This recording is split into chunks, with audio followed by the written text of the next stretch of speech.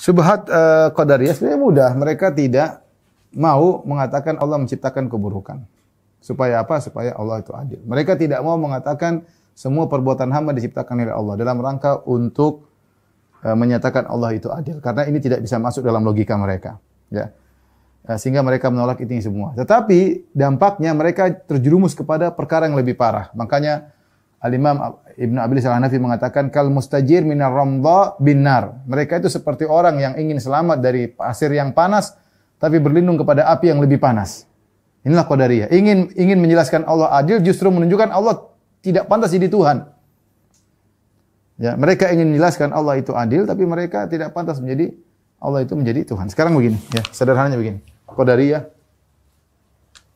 Syubhat Qadariyah.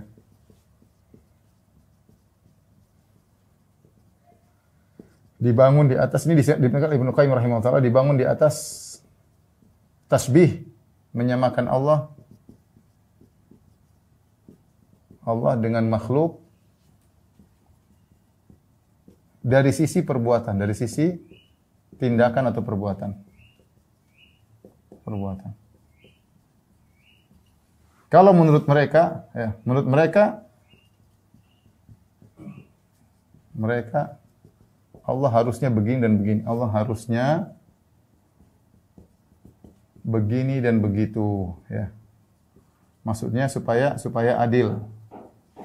Supaya adil. Ya, supaya adil. Baik. Ini asalnya, jadi mereka mengkiaskan mensamakan makhluk dengan Allah dari sisi perbuatan. Jadi tasbih dari sisi perbuatan.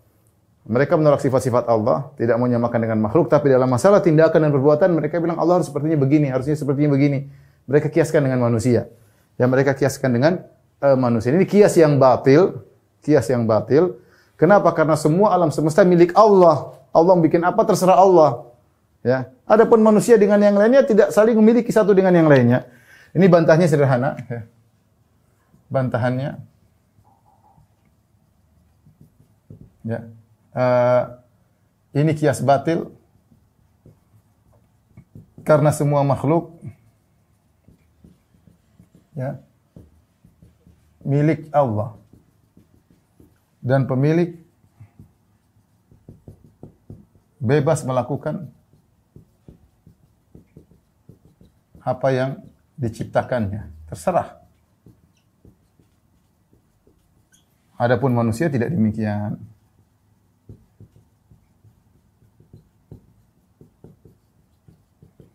Jadi ini kias yang salah. Ya. Kemudian yang kedua, bahwasanya, ya, kias batil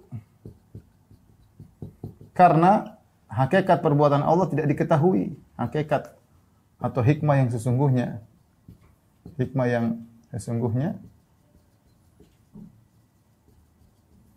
tidak diketahui, rahasia Allah.